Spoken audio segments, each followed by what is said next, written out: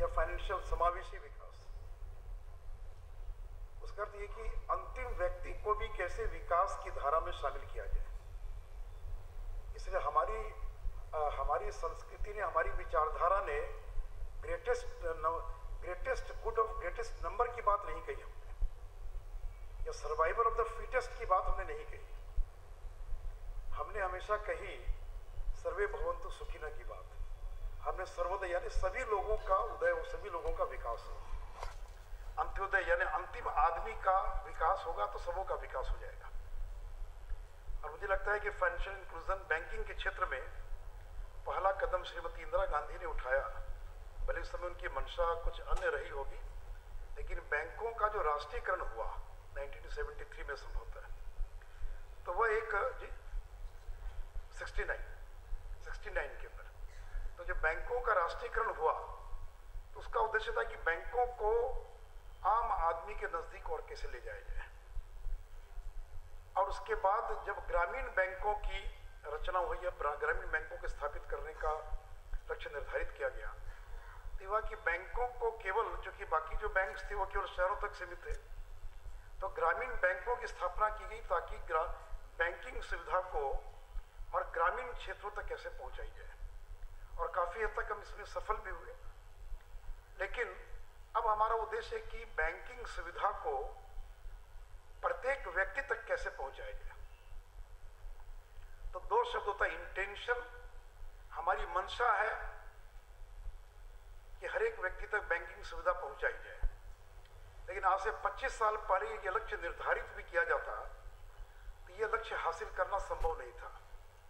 जैसे आज अगर कोई 100 साल पहले ये तय करता कि हमको 100% लिटरेसी हासिल करना है, ये संभव नहीं था, क्योंकि लिटरेसी हासिल करने के लिए किताब चाहिए, बुक्स चाहिए, और किताब 100 साल पहले इतनी महंगी होती थी कि उतनी किताब प्रिंटिंग टेक्नोलॉजी नहीं आई थी, उतनी एडवांस टेक्नोलॉजी नहीं थी। और 200 साल पहले चलिए, तो जब प्रिंटिंग टेक्नोलॉजी आई तो पुस्तक प्रिंट करना आसान हो गया, पुस्तक सस्ती हो गई।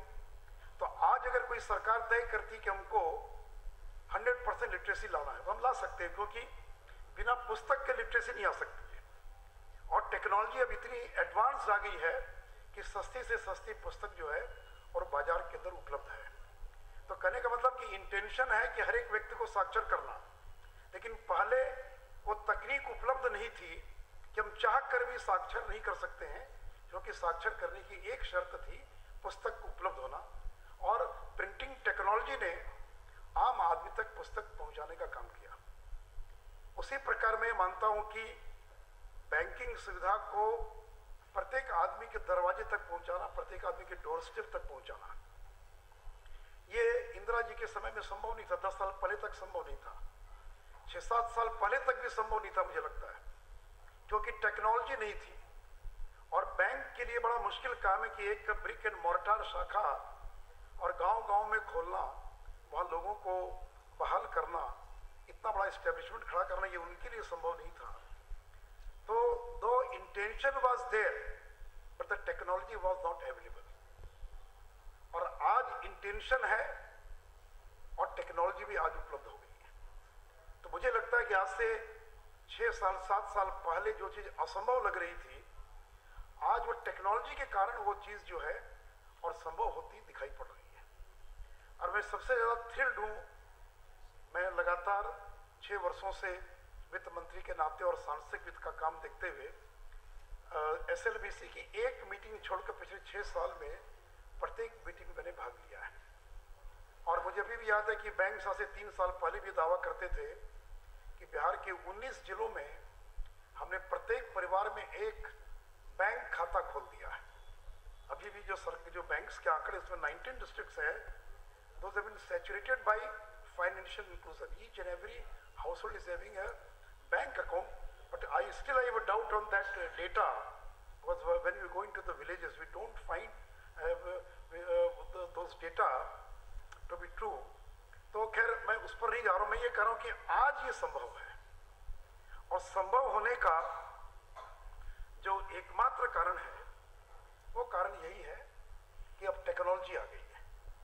और इसीलिए मैं सेंट्रल बैंक ऑफ इंडिया के यहाँ बैठे हुए हैं, चेयरमैन या जो पहले आरबीआई के आजकल मिस्टर चक्रवर्ती, ये ऐसे प्रोएक्टिव लोग हैं जिनकी एक बड़ी भूमिका रही है इन चीज़ों को प्रोत्साहित करने में। और अब जो भारत सरकार ने भी जो निर्देश दिया बैंकों को, जिसके तहत उन्होंने कहा है, अब देखिए बिहार की अगर हम बात देखते हैं, अभी सारे आंकड़े दिए गए, मैं सिर्फ उसके विस्तार में नहीं जाऊंगा, कि बिहार में 4882 ब्रांचेस हैं, 4882, और जिसमें जो ग्रामीण जो रूरल ब्रांचेस हैं वो केवल 2750 है। बिहार में अर्बनाइजेशन केवल 11% है, यानी 89% यहाँ पर और रूरल एरिया है या रूरल पॉपुलेशन है, और हमारी ग्रामीण शाखाएं केवल 2750 है, जिसका आंकड़ा यहाँ पर दिया गया। और लोगों में अब बैंकों की ऐसी भूख जगी है, या हम लोगों ने भूख जगा दिया कि इस बार विधानसभा के 5 दिन के सत्र में एक दिन केवल था, जो कि उसका रोस्टर रहता है किस दिन किस विषय पर क्वेश्चंस होंगे, तो 12 क्वेश्चन केवल एक दिन में था कि मेरे इलाके में बैंक की शाखा खोली जाए। और जहां जाते हैं दौरे पर तो लोग नौकरी की मांग नहीं करता, मुझे बहुत कम लोग मिलते हैं, बाकी राज्यों मुझे पता नहीं, बाकी राज्यों में जाने पर लोग नौकरी की, यहाँ पर कोई नौकरी की मांग करने बहुत 100 में से 1-2 लोग आते हैं। लोग मांग करने क्या आते हैं, मेरे स्कूल खोल दीजिए, कॉलेज खोल दीजिए, तो भूख जगी है शिक्षा की। लोग आते हैं कि साहब बैंक की शाखा खोल दीजिए, तो मुझे भी आश्चर्य लगता है कि बैंक की शाखा मैंने उनके लिए इतनी महत्वपूर्ण चीज हो गई है, जो पहले असेंबली में 15 साल विपक्ष में रहा, मुझे एक भी याद नहीं कि कभी असेंबली में 15 साल में एक भी क्वेश्चन हुआ होगा कि बैंक की शाखा खोल दिया जाए। यानी जो सोशल इंपावरमेंट हुआ है, तब सोशल इंपावरमेंट के बाद इकोनॉमिक इंपावरमेंट उसका अगला स्टेज है, जो आरक्षण के कारण, अन्य जो आंदोलन चले उसके कारण समाज के दलित, अनुसूचित जाति, जनजाति, पिछड़े वर्गों के अंदर जो जागृति आई है, तो वो सोशल इंपावरमेंट का एक चरण हमने हासिल कर लिया। लेकिन वो सोशल इंपावरमेंट तब तक अधूरा है जब तक इकोनॉमिक इंपावरमेंट नहीं आता है। और इकोनॉमिक इंपावरमेंट का एक बड़ा फैक्टर है बैंक का अकाउंट होना। मुझको, मैं कई बार देखता हूँ किसी घर में जाइए तो जो लड़का 9th 10th में पढ़ रहा है, उसका बैंक का खाता खुल गया तो उसको लगता है कितनी बड़ी चीज हासिल होगी। हमारे और आपके लिए शायद बैंक अकाउंट कोई बड़ी चीज नहीं है। मेरा जो नौकर काम करता है मेरे घर के अंदर, वो मेरे पीछे पड़ा था कि आप मेरी तनख्वाह बैंक में जमा कराइए। 18-19 साल का लड़का होगा, अब उसका खाता खुल गया तो उसको मोबाइल मिला होगा, उस दिन जितनी खुशी हुई होगी उससे कम खुशी उसको तब नहीं हुई जब उसको पासबुक उसके हाथ में मिला होगा। तो यानी यह एक इंपावरमेंट, एक एलिवेशन। किसी के घर में गाड़ी आ गई तो पूरे मोहल्ले में उसको लगता है कि उस पूरे मोहल्ले में सबसे श्रेष्ठ होकर मेरे पास गाड़ी है। किसी लड़की को साइकिल मिल गई तो गांव में उसको लगता है मेरे पास साइकिल है। So it is not a मियर bicycle. उसके कारण जो एक इंपावरमेंट, एक भाव पैदा होता है। तो जो बैंक अकाउंट है, बैंक अकाउंट है जो खाता है, और इसलिए अभी जो, अब मैं भी बड़ा चिंतित रहता था कि सारे टारगेट्स हम फिक्स करें, लेकिन बैंक का रीच नहीं है। अभी आपने बताया कि 850 ब्रांचेज ऐसी हैं जो सिंगल ऑफिसर ब्रांच है। ये मुझे पहले नहीं मालूम था। जब बैंकिंग हम लोग बैठकों में इतना मालूम पड़ा कि इस 4882 ब्रांचेज में 800 से ज्यादा ब्रांचेज, जिसका फिगर दिया गया सिंगल ऑफिसर ब्रांच, यानी एक ऑफिसर एक क्लर्क, वो एब्सेंट हो गया तो बंद हो जाएगा, और क्या होता होगा, देर से आ गया तो ट्रांजेक्शन शुरू नहीं होगा। तो लेकिन मुझे भी लगता है कि आखिर ये बैंक कहाँ कहाँ शाखा खोलेंगे, कितना भी दबाव बनाएंगे तो भी वो शाखा नहीं खोल सकते हैं। लेकिन मित्रों, मुझे खुशी है कि हाल के दिनों में भारत सरकार ने भी जो बैंकों को निर्देश दिया है, और उसके बाद ये जो निर्णय लिया गया कि बैंकिंग रीच को आम आदमी तक पहुंचाने के लिए और हम टेक्नोलॉजी का इस्तेमाल करें, और सिर्फ बिजनेस कॉरेस्पॉन्डेंट्स को नियुक्त किया जाना, और एक हैंड हेल्ड डिवाइस लेकर वो पीसी एक पंचायत में जाता है, घर घर जाकर लोगों का खाता खोलता है, उनका फिंगरप्रिंट लेता है, उनको कार्ड देता है, या बिना कार्ड के भी जो टेक्नोलॉजी है उससे काम करता है, लोगों का पैसा जमा करता है। तो ये जो निर्णय हुआ, और बिहार में 2000 से अधिक की आबादी के, और जिनकी आबादी 2,000 से ज़्यादा है और जहाँ बैंकिंग सुविधा नहीं है, वहाँ 9,213 ऐसे गांव चिन्हित किए गए। और मुझे खुशी कि मेरे सारे बैंक के लोग यहाँ बैठे हैं। इन लोगों ने समय सीमा के भीतर सभी 9,213 अनबैंक्ड विलेजेस, जिनकी आबादी 2,000 से ज़्यादा है, वहाँ पर इन्होंने एक एक बिजनेस कॉरेस्पॉन्डेंट जो है और अपॉइंट कर दिया है। और जैसा कि निर्देश आया है कि जो बेस ब्रांच है वहाँ से एक ऑफिसर सप्ताह में एक दिन उस बिजनेस कॉरेस्पॉन्डेंट को विजिट करेगा और देखेगा कि वो किस तरह से वहाँ पर काम कर रहा है। और उसी प्रकार 1600 से लेकर 2000 तक की आबादी के लगभग 3052 गांव हैं, 1600 से लेकर 2000 तक के। तो इन 3052 गांवों में भी मार्च 2013 तक इसी प्रकार बिजनेस कॉरेस्पॉन्डेंट और अपॉइंट किया जाना है। और मैं उम्मीद करता हूं कि अगले 6-8 महीने में ये लक्ष्य भी बैंक प्राप्त कर लेंगे। और तीसरा है कि 5000 से अधिक की आबादी के जो गांव हैं और ऐसे 1695 गांव चिन्हित किए गए हैं और वहां पर ये इसको अल्ट्रा स्मॉल ब्रांच कहा गया है। यानी ब्रिक एंड मॉर्टार ब्रांच नहीं होगा, किसी का बरामदा हो सकता है, किसी का मकान किराए पर एक कमरा लिया जा सकता है और एक ऑफिसर वहां जाकर बैठेगा। सिंगल ऑफिसर वो ब्रांच होगा, फुल टाइम ऑफिसर, और एक लैपटॉप और कनेक्टिविटी के साथ। और मुझे लगता है ये भी इनको सितंबर या अक्टूबर तक इस लक्ष्य को प्राप्त कर लेना है। तो अगर 1695 ये अल्ट्रा स्मॉल ब्रांच अगर ऐड हो जाती है और ये सब आप जोड़ लें तो लगभग 14,000 मैंने लगभग 14,000 हम नए बैंकिंग आउटलेट्स क्रिएट कर रहे हैं इसके माध्यम से।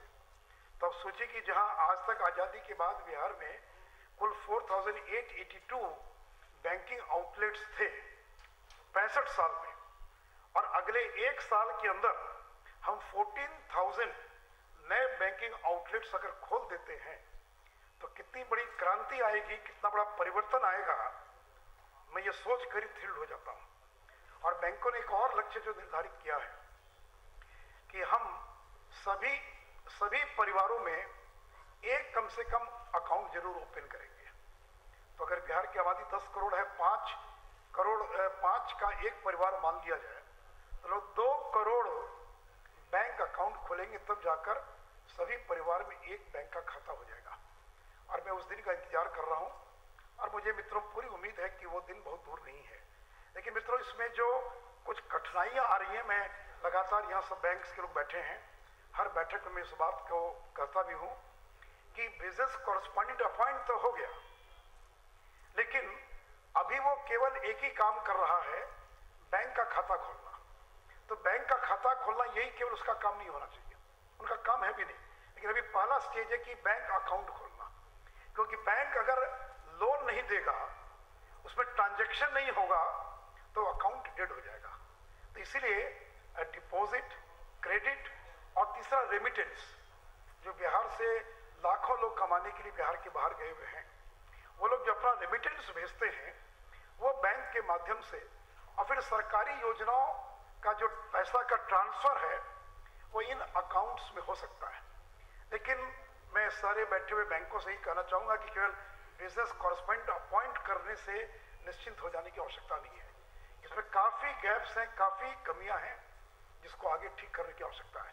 क्योंकि जिसको आपने बिजनेस कॉरेस्पॉन्डेंट अपॉइंट किया है उसका रेट ऑफ एट्रिशन बहुत ज़्यादा है, उसकी आमदनी 2,000, 2,500, 3,000 रुपया है। अगर एक व्यक्ति को, गांव में रहने वाले को कम से कम 5,000, 6,000 की एश्योर्ड इनकम अगर नहीं होगी तो ये बिजनेस कॉरेस्पॉन्डेंट लंबे समय तक काम नहीं कर पाएगा। इसलिए जिसको हम कहते हैं कि कोई भी जो मॉडल है, मैं कहता हूं कि banks are yet to finalise a delivery model which can be commercialized and converted into a business model। तो जब तक कि वो बिजनेस मॉडल नहीं होगा कि बैंक को भी फायदा हो और बिजनेस कॉरेस्पॉन्डेंट को भी फायदा हो, तो इसलिए डिलीवरी मॉडल ऐसा होना चाहिए which can be converted into a business model। और ये बिजनेस मॉडल में कन्वर्ट होगा तभी बैंक जो है और इसको लंबे समय तक सस्टेन कर पाएंगे, तभी इसका लाभ मिल पाएगा। इसलिए बैंक्स को एक तो यह देखना है कि उसको बिजनेस कैसे मिले। अब यहाँ पर हेमंत कानूड़िया जी बैठे हुए हैं, इनकी श्रेणी और बाकी लोगों ने कॉमन सर्विस सेंटर पूरे देश में स्थापित किया। आपने बिहार में किया और लोगों ने किया, लेकिन कॉमन सर्विस सेंटर का अभी तक अनुभव पूरे देश का बहुत अच्छा नहीं है। अभिज्ञान जी जो कॉमन सर्विस सेंटर खोला उसमें उनको बिजनेस नहीं मिल रहा है, क्योंकि जो ये कल्पना थी कि जो CSS खुलेगा प्रत्येक पंचायत में, इंटरनेट होगा, कंप्यूटर्स लगे होंगे और लोगों का इनकम सर्टिफिकेट, रेजिडेंशियल सर्टिफिकेट, सारा चीज़ जो है और एक नॉमिनल शुल्क देकर लोग, गांव के लोग प्राप्त कर पाएंगे।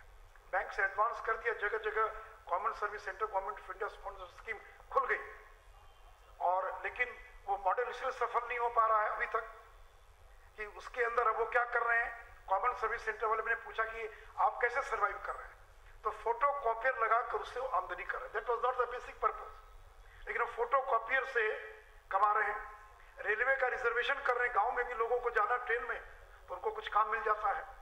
तो कहने का मतलब है कि जब तक वो बिजनेस मॉडल ये नहीं होगा, और ये बिजनेस कॉरेस्पॉन्डेंट जो है, तब तो सस्टेन नहीं कर पाएगा। इसलिए सेंट्रल बैंक के भी यहाँ CMD बैठे हुए हैं और लोग बैठे हुए हैं, और देश के बाकी राज्यों में भी आप जो प्रयोग कर रहे हैं कि आप इसको देखिए कि कैसे ये, इसलिए अकाउंट खोलना एक काम, स्मार्ट कार्ड देना दूसरा काम, फिर उसके बाद उनका डिपॉजिट लेना, और फिर वो छोटे छोटे क्रेडिट इनको प्रोवाइड करना, और धीरे धीरे जब छोटे छोटे क्रेडिट प्रोवाइड होना शुरू हो जाए तब किसान क्रेडिट कार्ड से लेकर बाकी चीज़ें जो हैं और उनके द्वारा प्रारंभ हो सकती हैं। तो इसलिए मैं कहूँगा कि और भी जो फाइनेंशियल इंक्लूजन के जो डिफरेंट जिसको कहते हैं मल्टी चैनल डिलीवरी मॉडल्स हैं, मोबाइल फ़ोन है। मैं लास्ट मीटिंग में यहाँ बैठे CGM SBI भी हम लोग डिस्कस की ATM में, आखिर ATM हर ब्रांच के बाहर ATM क्यों नहीं लग सकता है। आज ATM से लोगों को इतनी सुविधा है और बैंक से ट्रांजेक्शन कॉस्ट कम हो गया, लेकिन आप देखेंगे नंबर ऑफ ATMs आज भी बहुत कम है। मुझे पता नहीं बैंक्स के साथ क्या मजबूरी है कि भाई आपका ट्रांजेक्शन कॉस्ट कम हो रहा है, आप बाकी का काम कर सकते हैं, और केवल बैंक में डिपॉजिट लेना या विड्रॉ करना, या अभी तो केवल मान लीजिए कि आप विड्रॉल करते हैं तो ATM इतनी बड़ी संख्या में क्यों नहीं लग सकता है कि किसी आदमी को कम से कम विड्रॉल करने के लिए बैंक में नहीं जाना पड़े। 2/3 भीड़ तो बैंक में मैं समझता हूँ केवल पैसा जमा करने वाले और निकालने वाले लोगों की रहती है। तो अगर आज वो मनी डिस्पेंसर आ गया, अगर नई टेक्नोलॉजी आ गई, तो बैंक इसके अंदर क्यों पीछे हैं। तो इसलिए जो ATM हो गया, मोबाइल फोन्स हो गया, मोबाइल बैंकिंग हो गई, अभी भी मोबाइल बैंकिंग का जो पेनिट्रेशन चाहिए वो पेनिट्रेशन नहीं है। ATM कार्ड, मैं लास्ट मीटिंग में रिव्यू कर रहा था, 1-2 बैंक छोड़कर अधिकांश बैंकों ने ATM कार्ड इश्यू नहीं किया, बहुत कम किया। अगर आपके 50 लाख अगर आपके अकाउंट होल्डर है तो कम से कम 10-20 लाख लोगों को तो ATM कार्ड मिलना चाहिए था। तो जिस चीज़ में बैंक को सुविधा है, तो मैं देख रहा हूँ कि 50 लाख अकाउंट है और ATM केवल दिया है 50,000 लोगों को, 1 लाख लोगों को। तो मैं बैंकों से ये आग्रह करूँगा कि आपने कोर बैंकिंग के कारण, कोर बैंकिंग नेटवर्क ने बड़ी उपलब्धि हासिल की है, तो आप ये जो डिलीवरी के जो डिफरेंट मॉडल्स हैं, इसका मोबाइल बैंकिंग, इंटरनेट बैंकिंग, इन सब चीज़ों का ज़्यादा से ज़्यादा कैसे हम करें ताकि लोग जो हैं, और उसी में जो बिजनेस कॉरेस्पॉन्डेंट की बात आई है इस संदर्भ में 2 बात मैं और कहना चाहूँगा। अभी मैं सेंट्रल बैंक के CMD से ही चर्चा कर रहा था कि एक तो बिजनेस कॉरेस्पॉन्डेंट मॉडल में कई बैंक्स लोगों को स्मार्ट कार्ड दे रहे हैं, कई बैंक बिना स्मार्ट कार्ड के भी केवल फिंगरप्रिंट उनके उसमें सिस्टम के अंदर सिक्योर्ड है, और दोबारा जब जाएंगे तो कार्ड की जरूरत नहीं है, और केवल फिंगर 10 रख दिया या अंगूठा रख दिया तो सिस्टम चालू हो जाएगा। 3 बात केवल मैं कहना चाहूँगा, चूँकि यहाँ बैठे लोग हैं। एक तो कि आखिर एक गरीब आदमी कितना कार्ड कैरी करेगा। आज मेरे जैसे, आप जैसे आदमी के पास हर एयरलाइंस कंपनी का एक कार्ड है पॉइंट्स इकट्ठा करने के लिए, हर आदमी के पास 2-3 क्रेडिट कार्ड है, बैंक का ATM कार्ड है। अब मेरी तो परेशानी कि हम तो पासवर्ड ही भूल जाते हैं। अब इतने कार्ड इतना है, उसको कैरी करना, और कैरी करने का हर का, तो हमको और आपको जब इतनी कठिनाई हो सकती है, तो जो गरीब आदमी है उसको कितना कार्ड देंगे। उस गरीब के पास तो बक्सा भी नहीं है, घर भी नहीं है, वो कहाँ रखेगा। और हर सरकार की योजना में एक नया कार्ड उसको दिया जा रहा है। राष्ट्रीय स्वास्थ्य बीमा योजना एक कार्ड, अब फाइनेंशियल इंक्लूजन में बैंक कार्ड देंगे दूसरा कार्ड। और अभी बिहार सरकार ने तय किया है, जो संभवतः बिहार देश का पहला राज्य होगा जहां हमने तय किया है कि हम 18 साल से अधिक उम्र के प्रत्येक व्यक्ति को हम और स्मार्ट कार्ड प्रोवाइड कराएंगे। और हमने एक महीना पहले बजट 631 करोड़ हमने बजट भी उसके लिए प्रोवाइड कर दिया है। तो हम आधार के भरोसे नहीं हैं, हम अपने बजट से प्लस मनरेगा का कुछ पैसे से हम each and every individual above the age of 18 will be provided with e-शक्ति कार्ड। हर एक व्यक्ति को हम कार्ड देने जा रहे हैं। तो एक कार्ड बिहार सरकार का ई-शक्ति कार्ड हो गया, 3 कार्ड तो भी मेरे सामने है, राष्ट्रीय स्वास्थ्य बीमा योजना कार्ड, एक बैंक का कार्ड। तो मैं भी यही, और मैंने प्रणब मुखर्जी साहब जो वित्त मैंने सभी वहाँ रेज किया कि आखिर अब एक एक कार्ड पर 60 रुपया 70 रुपये 100 रुपया लगता है। और फिर उसके बाद मैं उस चिप में तो इतनी मेमोरी, पर्याप्त मेमोरी हो सकती है, तो क्या इसका कन्वर्जेंस नहीं हो सकता है क्या कि एक कार्ड हो, एक गरीब आदमी के पास सारी सूचनाएं उस पर हो, और चाहे गवर्नमेंट का डिफरेंट स्कीम्स का जो मनी ट्रांसफर है योजनाओं का, वो ट्रांसफर भी उसके द्वारा हो रहा है और बैंक्स का भी ट्रांजैक्शन उसके द्वारा हो रहा है। तो हमको, मुझे लगता है कि जब इतना टेक्नोलॉजिकल एडवांसमेंट हो गया तो कोई बहुत बड़ी चीज नहीं है। और नहीं तो फिर आपको 2 साल के बाद फिर नया कार्ड आपको डिस्ट्रीब्यूट करना पड़ेगा। तो इसलिए ऐसी टेक्नोलॉजी हम इस्तेमाल न करें जो 2 साल के बाद मालूम पड़े कि वो टेक्नोलॉजी जो है और ऑब्सोलीट टेक्नोलॉजी हो गई है। इसलिए मुझे लगता है कि बिहार सरकार जो कार्ड बना रही है, बैंक और दोनों मिलकर कोई रास्ता निकल सकता है, उसी के चिप के स्पेस को और बढ़ा दिया जाए और सारी चीजें उसके अंदर आ सकती हैं। और एक तो ये convergence of different type of smart cards, there should be only one card.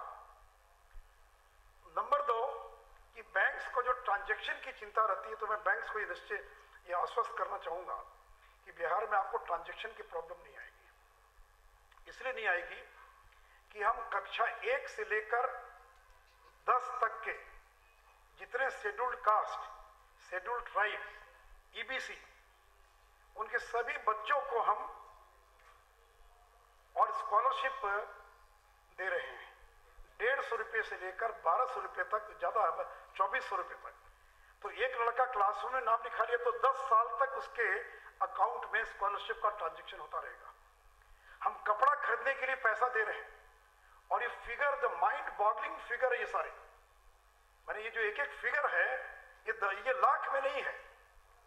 यानी हम केवल जो अति पिछड़ा वर्ग के लोगों को स्कॉलरशिप दे रहे हैं, 1,17,00,000 लड़कों को प्रति वर्ष हम केवल स्कॉलरशिप दे रहे हैं। और अगर उसमें 30 लाख 35 लाख शेड्यूल्ड कास्ट को जोड़ दिए तो करीब 1.5 करोड़ बच्चों को क्लास 1 से लेकर क्लास 10 तक, अगर आज उनका खाता खुल जाए तो हर साल तो कम से कम 200 रुपये उसके खाते में तो जाएगा उसके जो है। मैं परसों सिवान में था, कल भोजपुर में था। अब वो स्कॉलरशिप बट रहा, मुखिया जी नगद पैसा लेकर आते हैं और पंचायत में शिविर लगाकर कैश मनी बांटते हैं। तो आज अगर ये व्यवस्था हो जाए तो उन गरीब बच्चों को कम से कम उनके खाते में तुरंत पैसा का ट्रांजैक्शन हो जाएगा। हम लड़कियों को साइकिल खरीदने के लिए पैसा दे रहे हैं, कपड़ा खरीदने के लिए क्लास 1 से लेकर क्लास 12 तक के सभी लड़कियों को 250 रुपये से लेकर 1000 रुपया प्रति वर्ष कपड़ा खरीदने के लिए दे रहे हैं। और आप बिहार के ग्रामीण इलाकों में जाएंगे तो आपको नंग धड़ंग बच्चे दिखाई नहीं पड़ेंगे, वेल ड्रेस लड़कियां स्कूल जाती हुई आपको दिखाई पड़ेगी। उसका कारण क्यों ये है कि 250 रुपया, 500 रुपया, 700 रुपया, 1000 रुपया प्रति वर्ष डिफरेंट क्लासेस के लड़कियों को हम कपड़ा खरीदने के लिए पैसा दे रहे हैं। और गवर्नमेंट की इतनी स्कीम्स है, दर्जनों स्कीम्स है, जिसका पैसा हमको मजबूरी में और ट्रांसफर करना पड़ रहा कैश। मैं जब हम लोग सरकार में जब आए, मैं लेबर डिपार्टमेंट देख रहा था, तो ये जो लोगों को पेंशन मिलता है, एज ओल्ड पेंशन या विकलांग पेंशन, ये पहले बैंक के थ्रू होता था, उसको बंद किया हम लोगों ने, कहा कि बैंक का रीच नहीं है। हम लोगों ने पोस्ट ऑफिस को दे दिया, ये सोचकर कि पोस्ट ऑफिस कम से कम प्रत्येक गांव के अंदर है। अब पोस्ट ऑफिस में भयंकर करप्शन, बिना 10 रुपया लिए हुए वो एक बूढ़े गरीब आदमी का वो पेंशन नहीं देता है। और वो पैसा जो डाकघर का जो क्या बोलते हैं उसको, पोस्ट मास्टर, वो उसी पैसे को हर डाकघर का फिक्स है कि सप्ताह में इतना ही ट्रांजैक्शन कर सकता है। और और वो क्या करता है कि मेन ऑफिस से पैसा लाकर सूद में लगा देता है और एक महीना उससे कर्ज उससे ब्याज कमा लेता है और उस गरीब आदमी को कभी पैसा नहीं अगले महीने आना, तब तक तो उसको कम से कम 500,000 रुपये की आमदनी होगी। अब हम लोगों ने उसको बंद कर दिया इस बार। अब नया गाइडलाइन क्या है कि अब हम फिर शिविर लगाकर कैश डिस्ट्रीब्यूशन करेंगे। तो मित्रों, 1,000 करोड़ तो केवल ये पेंशन के मद में हम डिस्ट्रीब्यूट करते हैं। एक एक स्कीम अगर लेंगे आप तो मैं सोचता हूं कि 10,000 करोड़ से ज्यादा का ट्रांजैक्शन ज्यादा ही होगा जो केवल गरीब लोगों को डिफरेंट योजनाओं के अंदर पैसा दिया जाता है और इस सरल ट्रांजैक्शन बैंक्स के माध्यम से हो सकता है। तो इसलिए मित्रों, मैं उम्मीद करता हूं कि ये जो फाइनेंशियल इंक्लूजन का जो टारगेट है, जो लक्ष्य है, लेकिन इसे बैंक्स को काफी प्रोएक्टिव होना पड़ेगा। क्योंकि गाइडलाइन तो आ गया कि प्रत्येक सप्ताह और बिजनेस कॉरेस्पॉन्डेंट के काम को देखने के लिए बेस ब्रांच का आदमी विजिट करेगा, लेकिन मुझे पता नहीं कि बैंक्स में इतने आदमी हैं कि नहीं है, वो जा पाएंगे कि नहीं जा पाएंगे। अल्ट्रा स्मॉल ब्रांच में फुल टाइम आदमी होगा, तो मैन पावर की भारी कमी बैंक्स के अंदर है। तो इसलिए लेकिन मैं उम्मीद करता हूं कि ये सारी बाधाएं दूर होंगी। तो इसलिए मित्रों, कुल मिलाकर जैसे मैंने पहले कहा कि मैं बहुत उत्साहित हूं और मुझे उम्मीद है कि भले ही प्रारंभ में कुछ दिक्कत आएगी, कठिनाई आएगी, लेकिन एक बार कोई स्कीम रोल आउट हो गई है तो निश्चित रूप से सफल होगी। तो मुझे लगता है कि अगले साल 1.5 साल के अंदर और ऐसी स्थिति बन जाएगी कि बिहार के हर एक गाँव का व्यक्ति और ये गर्व के साथ कह सकेगा कि अब बैंक में अकाउंट केवल बड़े लोगों को ही खोलने का अधिकार नहीं है, बिहार का गरीब आदमी भी जो है और अपना बैंक का खाता खोल सकता है और बैंक में ट्रांजैक्शन कर सकता है। तो मुझे मित्रों लगता है कि एक बहुत बड़ा रेवोल्यूशन है, एक बहुत बड़ी क्रांति है। जैसे बैंक के लोग इसके इम्प्लीकेशन को कितना समझ पा रहे मुझे नहीं मालूम है, लेकिन मैं तो दूर पटना से बैठकर उसके इम्प्लीकेशन को विजुलाइज कर रहा हूँ और अगले 3 साल 4 साल 5 साल के बाद के बिहार की मैं कल्पना कर रहा हूँ। तो इसलिए मित्रों, मुझे लगता है कि हम लोगों के लिए तो एक बहुत बड़ा एक एम्बिशियस टारगेट है जो अचीवेबल है, जो पहले अचीवेबल नहीं था वो अब हम हासिल कर सकते हैं। और मुझे लगता है कि इसके द्वारा अंत में एक और बात, बैंकिंग ऐसा विषय कि मैं दिन भर अकेले ही बोल सकता हूँ इस विषय पर, वो है कि गरीबों के बारे में जो धारणा है कि गरीब डिफॉल्टर होते हैं। तो मित्रों, आपकी भी ये धारणा दूर हो गई होगी कि जो स्वयं सहायता समूह है उनका 98% उसकी रिकवरी है। तो बड़े लोग डिफॉल्टर होते हैं लेकिन गरीब आदमी जल्दी डिफॉल्टर नहीं होता है। तो इसलिए और हम लोगों ने देखा ज्वाइंट लायबिलिटी ग्रुप में, एसएचजी में, बाकी के अंदर कि गरीब लोग कम से कम डिफॉल्ट, उसको मालूम है कि अगर मैं डिफॉल्टर हो गया तो फिर कोई दूसरा दरवाजा मेरे पास नहीं है जहां से हमको कर्ज मिल सकता है। और मैं एक बात बार बार बैंक से कहता हूं कि अगर नॉन बैंकिंग फाइनेंस कंपनियां अगर वो दिवालिया नहीं होती है या वो उनका पैसा नहीं डूबता है तो बैंक का पैसा कैसे डूब जाएगा। और किसी गांव में जो जिसको बोलचाल की भाषा में साहूकार कहते हैं, सूदखोर कहते हैं, यानी जो कर्ज पर पैसा लगाता ब्याज पर, तो आप में से कभी किसी ने नहीं सुना होगा कि सूदखोर जो है वो दिवालिया हो गया। तो अगर सूदखोर दिवालिया नहीं हो सकता है तो बैंक कैसे दिवालिया हो सकता है।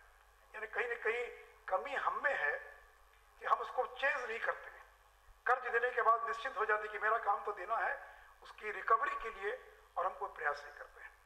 तो इसलिए मित्रों, कई विषय सारे आए हैं, तो मैं उम्मीद करता हूँ हरिवंश जी भी हम लोग के बीच में आए हुए हैं, तो तमाम और तो इसलिए और कुल मिलाकर बैंकों का काम संतोषजनक है। सब चीज़ों के बावजूद बैंकों ने काफ़ी पिछले 4 साल 5 साल के अंदर काफ़ी कई गुना वृद्धि और अपने अचीवमेंट में की है। तो मैं फिर बैंकों से ये अपील करूँगा कि इस बिजनेस कॉरेस्पॉन्डेंट मॉडल को, बिजनेस फैसिलिटेटर जो भी है, इसको आप सफल करने में अपना पूरा योगदान करें। और फिर से एक बार गवर्नेंस नाउ के अजय सिंह राव साहब सभी लोगों को मैं अपनी सरकार की ओर से भी धन्यवाद देता हूँ कि आपने ये दिन भर का वर्कशॉप यहाँ पर आयोजित किया है। धन्यवाद।